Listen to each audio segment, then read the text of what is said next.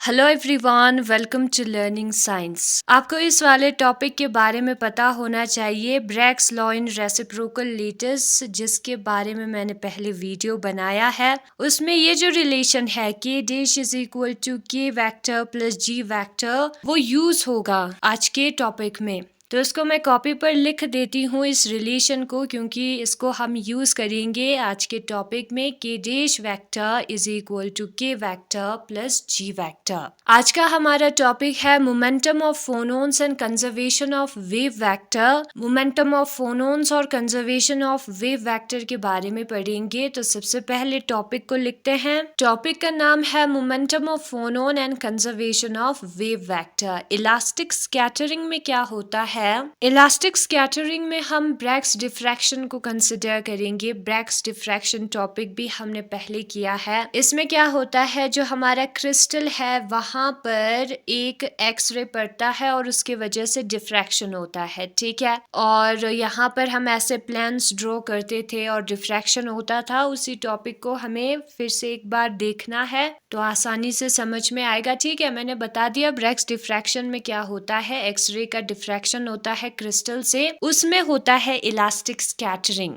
अब ये जो इलास्टिक स्कैटरिंग है उसमें क्या होगा, जो मैग्नीट्यूड है, याद रखना है मैग्नीट्यूड। मैग्नीट्यूड का मतलब सिर्फ वैल्यू, डायरेक्शन नहीं। जो मैग्नीट्यूड है, वैल्यू है वेव वेक्टर, जिसको हम के साथ डिनोट करते हैं, और फ्रीक्वेंसी जिसको हम ओमेगा के साथ डिनोट करते हैं, या हम न्यू के साथ भी डिनोट करते हैं। न्यू लीनियर फ्रीक्वेंसी है, ओमेगा एंगुलर फ्रीक्वेंसी है। वो जो है अनचेंज रहता है, उसमें कोई चेंजेस नहीं आता।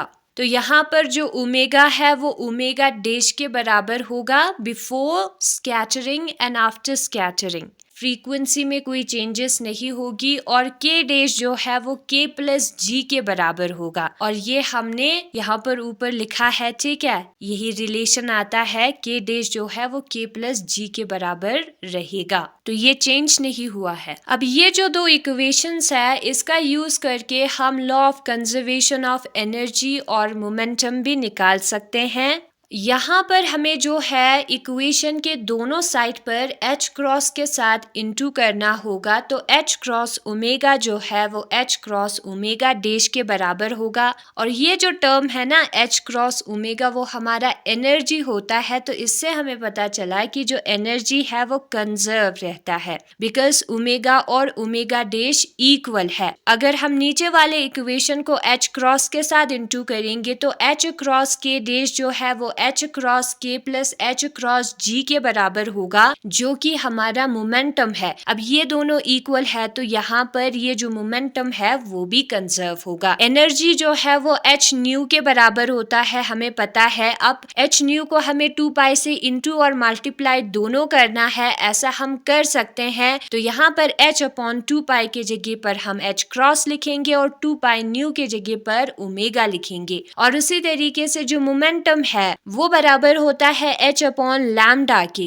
ठीक है। अब हम क्या करेंगे, ये जो h अपॉन लैम्डा है उसको 2 पाई के साथ इंटू भी करेंगे और मल्टीप्लाई 2 पाई के साथ मल्टीप्लाई भी करेंगे और डिवाइड भी करेंगे। ऐसा हम कर सकते हैं, दोनों कैंसिल हो जाएगा, यही टर्म वापस आएगा, ठीक है। अब ये जो h अपॉन 2 पाई है वो बराबर होगा h क्रॉस के, और 2 पाई अपॉन लैम्डा जो है वो k के बराबर होगा। तो मोमेंटम जो है वो हमारा h क्रॉस k के बराबर आएगा। ये चीज आपको ध्यान में रखना है। पहले वाले वीडियो में थोड़ा सा मैंने ऑपोजिट कह दिया था। फोटोन को जो है हम जो शार्प वेव जैसा फिगर नहीं है उसके साथ डिनोट करते हैं, जबकि फोनोन को हम शार्प जो फिगर है ना उससे डिनोट करते हैं। वो मैंने आपको एडिटिंग के वक्त बता दिया था वहां पर लिख कर, ठीक है। तो ये चीज ध्यान में रखना है, और ये भी ध्यान में रखना है h न्यू अपॉन के टी आएगा, h क्रॉस ओमेगा अपॉन के टी आएगा, h क्रॉस न्यू नहीं आएगा। उस वक्त जब हम क्रॉस का यूज करेंगे तब ओमेगा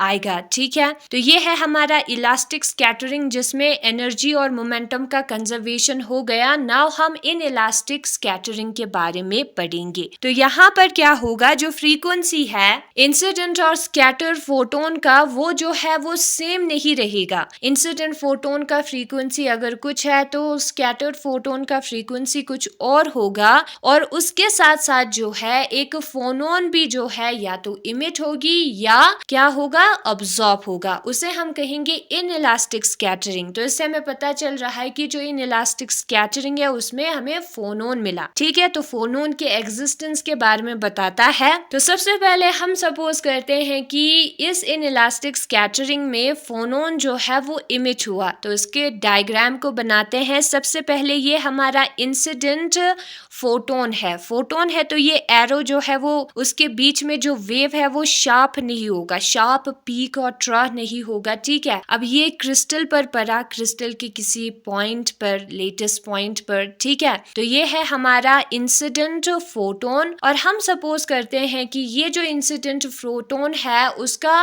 फ्रीक्वेंसी है ओमेगा और उसका वेव वेक्टर है के। इसको हमें सपोज करना है। फिर यहाँ पर स्कैटरिंग होगी। ठीक है, तो स्कैटरिंग की वजह से फोटोन हम सपोज करते हैं इस वाले डायरेक्शन में चला गया। तो ये क्या है हमारा, ये है हमारा स्कैटर्ड फोटोन। और इसका जो फ्रीक्वेंसी और वेव वेक्टर है वो इक्वल नहीं होगा, पहले वाले जैसा नहीं होगा, पहले से इक्वल नहीं होगा। उसको हम डिनोट करेंगे के डैश और ओमेगा डैश के साथ, क्योंकि ये इन इलास्टिक स्कैटरिंग हो रहा है ना। अब इस प्रोसेस में क्या होगा, एक फोनोन भी इमिट होगा। फोनोन को हम शार्प पीक एंड ट्रस से डिनोट करते हैं एरो के बीच में। तो यहाँ पर है, तो ये जो फोनोन है वो इमिट हुआ है। अब ये जो फोनोन है इसका खुद का कोई फ्रीक्वेंसी और वेव वेक्टर का वैल्यू होगा, वो हम सपोज करते हैं है कैपिटल के और कैपिटल ओमेगा। इस कैपिटल के को थोड़ा सा मैं ब्रॉड लिखती हूँ। ठीक है, ताकि जब हम बाद में यूज करेंगे इक्वेशन में तब कोई प्रॉब्लम ना हो। और कैपिटल ओमेगा से हम डिनोट करेंगे इसके फ्रीक्वेंसी को। यहाँ पर सबसे पहले तो एक इंसिडेंट वेव है, फिर उसके बाद एक स्कैटर्ड वेव है। इंसिडेंट में तो सिर्फ एक ही फोटोन था जिसका जो फ्रीक्वेंसी है वो ओमेगा था, लेकिन जब स्कैटरिंग हो रहा था तब एक स्कैटर्ड फोटोन के साथ एक फोनोन भी इमिट हुआ। तो उन दोनों की फ्रीक्वेंसी को हमें लिखना है, जो कि ओमेगा डैश प्लस ओमेगा। और अगर फ्रीक्वेंसी कंजर्व है तो ये दोनों इक्वल आएगा। और उसी तरीके से इंसिडेंट का वेव वेक्टर के था,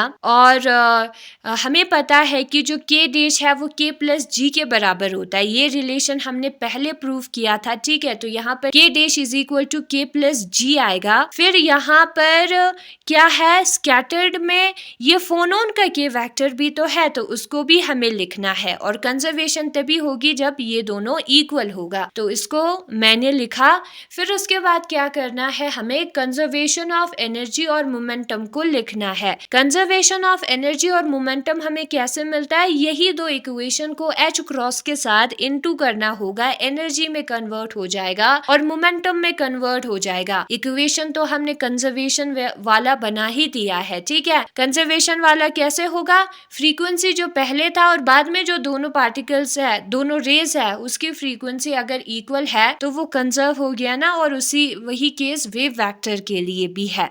तो इंटू करते हैं एच क्रॉस के साथ। तो एच क्रॉस ओमेगा जो है वो H cross omega dash plus H cross capital omega होगा, जो कि हमें कंजर्व एनर्जी दे रहा है। और दूसरा है, दूसरे इक्वेशन को हम एच क्रॉस के साथ इंटू करेंगे तो H cross G plus H cross के जो है वो बराबर होगा H cross K dash plus H cross capital के। और ये है हमारा कंजर्वेशन ऑफ मोमेंटम। अब ये जो ओमेगा है वो हमारे फोनोन का क्या है, फ्रीक्वेंसी है। ये इमिट हुआ है तो इसलिए राइट साइड पे आया है, स्कैटर्ड साइड पर ना। हम सपोज करते हैं कि ये जो प्रोसेस हुआ इन इलास्टिक स्कैटरिंग, उसमें जो फोनोन है इमिशन के जगह पर अब्सॉर्ब्ड हुआ। तो हम सपोज करते हैं in case phonon is absorbed, तो उस केस में क्या होगा, ये हमारा लेटेस्ट पॉइंट है। सपोज यहाँ पर हमारा इंसिडेंट फोटोन आ गया। ठीक है, फोनोन इस केस में अब्सॉर्ब्ड हुआ है और एक फोनोन भी अब्सॉर्ब होगा इस केस में, जिसका वैल्यू होगा कैपिटल के और ओमेगा। वही सेम जो रिप्रेजेंटेशन है उसका हमने यूज किया। अब्सॉर्ब हुआ है तो इसकी तरफ आ जाएगा, बाहर नहीं निकलेगा। ठीक है, फिर ये हमारा स्कैटर्ड फोटोन है। फोटोन का स्कैटर स्कैटरिंग हुआ है और उसका वेव वेक्टर और एंगुलर फ्रीक्वेंसी होगा के डैश और ओमेगा डैश। तो एक होगा इंसिडेंट, ठीक है, फिर दूसरा होगा स्कैटर। एक रे जो है वो इंसिडेंट होगी, वेव जो भी कहे, फोटोन जो है। तो हमें लिखना है इंसिडेंट और स्कैटर्ड। इंसिडेंट में ओमेगा हमारा फ्रीक्वेंसी था और स्कैटर्ड में ओमेगा डैश फ्रीक्वेंसी है, लेकिन यहाँ पर ये फोनोन अब्सॉर्ब्ड हुआ है। अब्सॉर्ब मीन्स ये इंसिडेंट में आ जाएगा, तो ओमेगा प्लस कैपिटल ओमेगा जो है वो ओमेगा डैश के बराबर होगा। और ये रिलेशन हमने किया था के डैश जो है वो के प्लस जी के बराबर होता है। अब यहाँ पर ये जो फोनोन का के है वो अब्सॉर्ब्ड हुआ है, तो इंसिडेंट के साइड पे चला जाएगा, यहाँ पर के आएगा। तो ये दोनों रिलेशन, ठीक है, इक्वेशन हमें कंजर्वेशन के बारे में बताता है, फ्रीक्वेंसी और के वेक्टर के। तो अगर ये दोनों कंजर्व है तो इसको अगर हम एच क्रॉस के साथ इंटू करेंगे तो एनर्जी और मोमेंटम मिलेगा, वो भी कंजर्व हो गया। तो एच क्रॉस के साथ इंटू करते हैं, H cross omega plus H cross capital omega is equal to H cross omega dash. और दूसरा इक्वेशन होगा H cross K plus H cross G plus H cross K is equal to H cross K dash. ये इसका side change हो रहा है, आप देख सकते हो, इमिशन और अब्जॉर्प्शन में फ्रीक्वेंसी और वेव वेक्टर फोनोन का, उसका साइड चेंज हो रहा है। तो बुक में यहाँ पर लिखा है ना, एक्सरे और न्यूट्रॉन का जब स्कैटरिंग होता है इन इलास्टिकली, तब हमें पता चलता है कि फोनोन एग्जिस्ट होता है। यहाँ पर ये जो दो इक्वेशन हुआ इन इलास्टिक स्कैटरिंग, उसमें जब तक फोनोन नहीं आएगा तब तक कंजर्वेशन दोनों साइड्स इक्वल नहीं आएगा, ठीक है। तो ये बताता है इन इलास्टिक स्कैटरिंग फोनोन्स के एग्जिस्टेंस के बारे में। ये हमने अभी किया, ठीक है। तो लिखा है momentum of phonons and conservation of wave vector. Phonon का कोई मोमेंटम नहीं होगा, ठीक है, लेकिन जब हम फोनोन का मोमेंटम निकालेंगे तो उसको हम ये कंसिडर करते हैं। प्रैक्टिकली इसका मोमेंटम एच क्रॉस के होता है, एक्चुअल में नहीं होता, और इसी मोमेंटम को हम मोमेंटम ऑफ क्रिस्टल कहते हैं। फिर उसके बाद यहाँ पर इलास्टिक स्कैटरिंग लिखा है। अब ये जो इलास्टिक स्कैटरिंग होता है एक्सरेज का क्रिस्टल से, जिसे हम ब्रैग्स डिफ्रैक्शन कहते हैं, उसमें जो वेव वेक्टर और फ्रीक्वेंसी है उसके मैग्नीट्यूड में कोई चेंजेस नहीं आता, वो अनचेंज रहता है, यहाँ पर नीचे लिखा है, ठीक है। और जो कंजर्वेशन लॉ है for such scattering for wave vector के लिए यहाँ पर दिया है। ये है हमारा कंजर्वेशन लॉ वेव वेक्टर का। फ्रीक्वेंसी तो अनचेंज है ही, ओमेगा और ओमेगा डैश इक्वल है। के और के डैश कैसे इक्वल है? बीच में जब हम जी ऐड करेंगे। ये है कंजर्वेशन ऑफ वेव वेक्टर, ठीक है। तो ये रिलेशन आना चाहिए, के डैश इज इक्वल टू के नहीं। अब यहाँ पर के और के डैश जो है वो वेव वेक्टर है इंसिडेंट और स्कैटर्ड फोनोन्स का रिस्पेक्टिवली। के डैश स्कैटर्ड का है, के जो है वो इंसिडेंट का है, और ये रिलेशन हमने यहाँ पर प्रूव किया था, कंजर्वेशन ऑफ के वेक्टर, ठीक है। तो इसी को हम यूज करेंगे, टॉपिक का नाम यहाँ पर दिया है।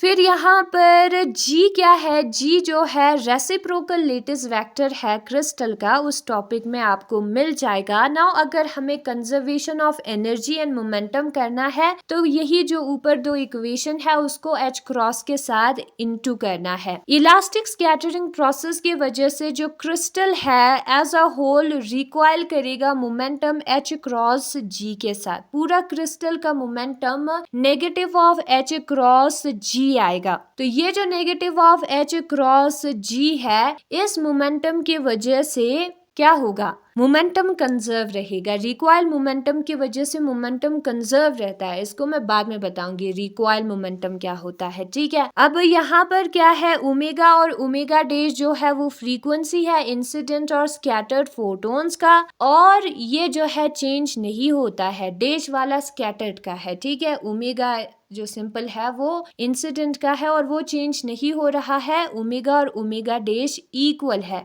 और ऐसे प्रोसेस को हम क्या कहते हैं? ऐसे प्रोसेस को हम कहते हैं नॉर्मल प्रोसेस या एन प्रोसेस, जिसमें ओमेगा और ओमेगा डैश इक्वल होगा, फ्रीक्वेंसी सेम होगा। नाउ ये जो इन इलास्टिक स्कैटरिंग है उसमें क्या होता है, in an inelastic scattering of photon by a crystal जब इन इलास्टिक स्कैटरिंग करता है फोटोन का, जो फ्रीक्वेंसी होता है इंसिडेंट और स्कैटर्ड फोटोन का वो सेम नहीं रहता। उस केस में या तो एक फोनोन इमिट होता है या वो अब्सॉर्ब होता है, तो उसे हम कहेंगे इन इलास्टिक स्कैटरिंग, जिसमें फ्रीक्वेंसी नहीं रहेगा और फोनोन भी आएगा, इमिट या अब्सॉर्ब होगा। अगर फोनोन इमिट हुआ, बाहर आया, तब क्या होगा, वेव वेक्टर, उस फोनोन का वेव वेक्टर कैपिटल के है, फिगर में यहाँ पर दिखाया है। तो वेव वेक्टर कंजर्वेशन लॉ जो है वो यहाँ पर दिया है, k plus G K dash plus capital K plus G is equal to K dash plus capital K होगा। और फ्रीक्वेंसी भी कैसे आता है मैंने आपको बताया है। और यहाँ पर फोनोन इमिट और अब्सॉर्ब दोनों का फिगर दिखाया है।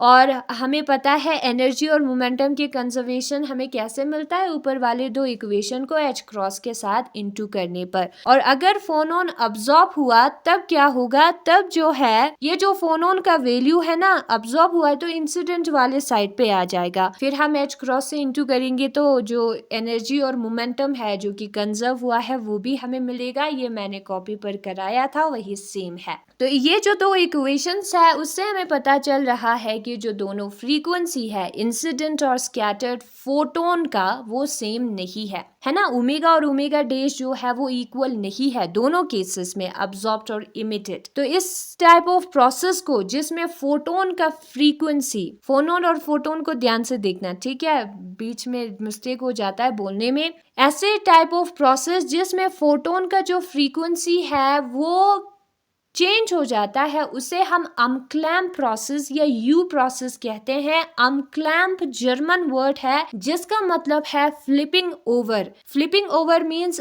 वो जो है रोटेट करना, ठीक है, ऊपर से नीचे, उसे हम फ्लिपिंग ओवर कहते हैं। तो इस प्रोसेस में क्या होगा, ब्रैक्स रिफ्लेक्शन के साथ साथ, ब्रैक्स रिफ्लेक्शन इस स्कैटरिंग प्रोसेस को हम कहते हैं, फोनोन जो है क्रिएट या डिस्ट्रॉय होगा और यहाँ पर जो भी मोमेंटम आएगा वो क्रिस्टल में ट्रांसफर हो जाएगा एज अ होल। ओके, तो यही था आज का हमारा टॉपिक। अभी मैं आपको रिकॉइल मोमेंटम के बारे में बताऊंगी, ठीक है। यहाँ पर ये जो एच क्रॉस जी वाला फैक्टर आया ना, इसका मतलब क्या है, ये क्या है उसको हम देखेंगे। इसको हम रिकॉइल मोमेंटम कहते हैं, ठीक है, वो बुक में दिया था, इसको मैं समझाऊंगी आपको। यही फैक्टर है जो कि दोनों मोमेंटम को इक्वल बनाता है, बस इतना ध्यान में रखना है। ये जो गन है उसका पहले मोमेंटम 0 था और बाद में भी मोमेंटम 0 है। और ये जो है रिकॉइल मोमेंटम की वजह से, ये जो गन का मोमेंटम है ना उसके वजह से आया है, कंजर्व हुआ है। बिफोर क्या हुआ है, बिफोर ये जो गन है, ये गन है, ठीक है, मैंने गन बनाया है। तो यहाँ पर पहले क्या होगा, जो मोमेंटम है गन और बुलेट का वो कंजर्व होगा एंड इज इनिशियली 0। मोमेंटम में कोई चेंजेस नहीं आना चाहिए इस गन और बुलेट के। और पहले यहाँ पर मोमेंटम 0 है, दोनों नहीं मूव कर रहे, ठीक है, दोनों का कोई वेलोसिटी नहीं है, मास तो है, तो इसका मोमेंटम 0 होगा ना। हमने फायर किया, ठीक है, तो इसमें से बुलेट बाहर आ गया, बुलेट का भी वेलोसिटी आया। और गन जो है वो रिकॉइल होता है, पीछे की तरफ जाता है, तो उसका भी मोमेंटम होगा, ठीक है। तो ये जो दो मोमेंटम है उसका सम भी 0 आना चाहिए। अगर मोमेंटम कंजर्व है तो पहले 0 था ना, तो इन दोनों का प्लस भी 0 आना चाहिए, ओके, तभी कंजर्व होगा मोमेंटम। और ये 0 आता है और ये रिकॉइल मोमेंटम की वजह से 0 आता है, ठीक है, ऐसा आप मान सकते हो। तो from momentum conservation, momentum conservation के मुताबिक क्या होगा, पहले जो मोमेंटम था रेस्ट पर जब ये गन नहीं चला और बाद में जो मोमेंटम होगा वो दोनों इक्वल होना चाहिए। वो तभी इक्वल होगा जब जो मोमेंटम है इस गन और बुलेट का वो कैंसल करे, दोनों इक्वल हो लेकिन ऑपोजिट डायरेक्शन में हो, ठीक है। पी गन जो है वो नेगेटिव ऑफ पी बुलेट के बराबर हो, तभी इन दोनों का प्लस करेंगे तो 0 आएगा। और वो 0 आता है क्यों, क्योंकि ये पीछे की तरफ जा रहा है, उसको हम रिकॉइल कहते हैं, पीछे की तरफ जाने को, और ये आगे की तरफ गया है, दोनों का वैल्यू इक्वल होगा। उसको जब हम प्लस करेंगे, डायरेक्शन ऑपोजिट है तो माइनस होगा ना एक्चुअल में, तो 0 आएगा। वही कुछ काम जो है यहाँ पर जो रिकॉइल मोमेंटम लिखा है ना वो करेगा। और यही था आज का हमारा टॉपिक।